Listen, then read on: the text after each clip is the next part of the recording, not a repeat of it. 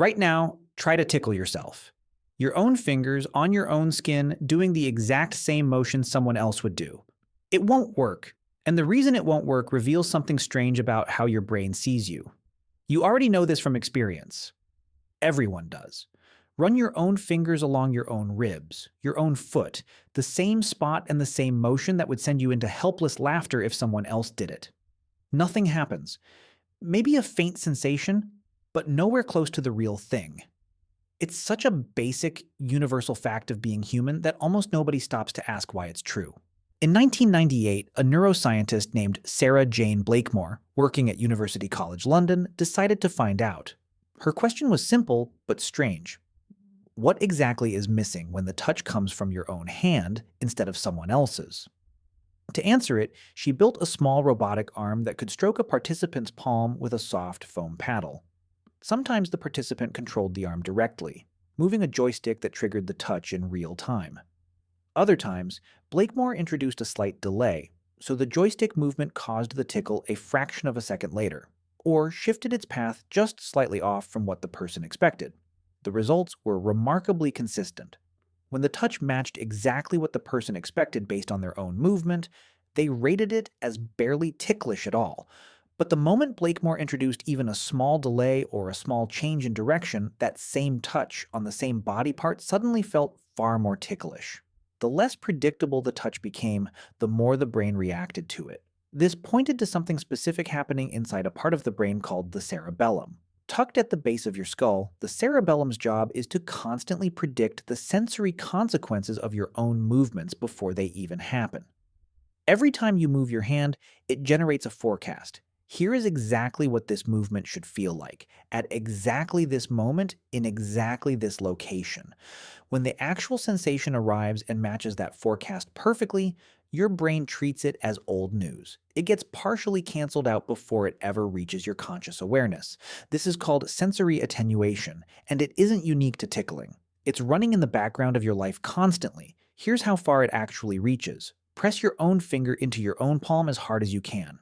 Now imagine someone else pressing into your palm with that exact same amount of force. In controlled experiments, people consistently rate identical physical pressure as noticeably stronger when it comes from someone else's hand rather than their own, even when the force is precisely matched with sensors. Your own touch feels quieter, not because your palm is less sensitive, but because your brain already knew it was coming. But here's where it gets stranger.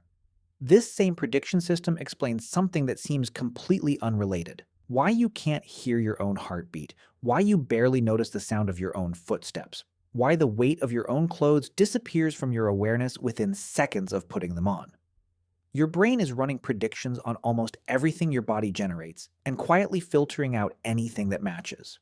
If it filtered nothing, you would be overwhelmed by a constant static of self-generated noise. Every footstep, every heartbeat, every rustle of fabric would compete for your attention with everything happening outside you. The filtering isn't a limitation, it's what makes it possible to notice anything else at all.